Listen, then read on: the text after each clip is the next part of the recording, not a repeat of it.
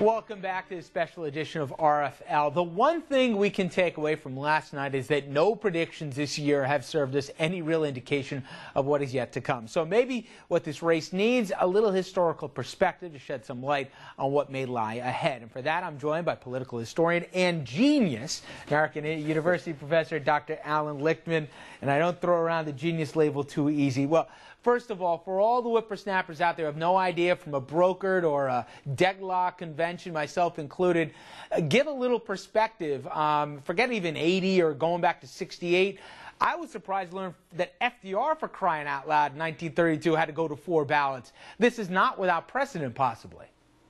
It is not without precedent at all, and it is especially not without precedent for the challenging party. The challenging party often has a vigorous fight, and it used to go to the convention all the time. FDR was the second biggest win for a challenger. The biggest win was Warren Harding in 1920, and he was nominated, get this, on the 10th ballot. He didn't even finish in the top 4 on the first ballot.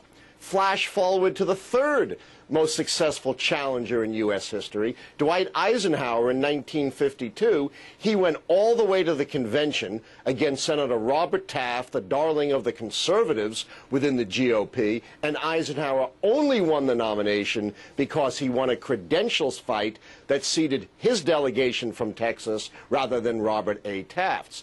And, of course, you can go to 1976. The Republicans, sitting appointed President Gerald Ford, battled Ronald Reagan right down to the wire and barely beat him at the convention.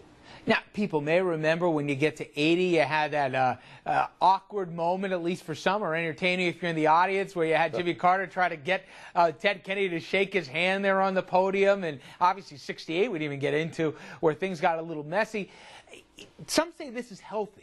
Others say this is all but hara-kiri for a political party. What do you think? Historically, after they emerge from the convention, even if it, gets messy at times, is it healthy for them in November?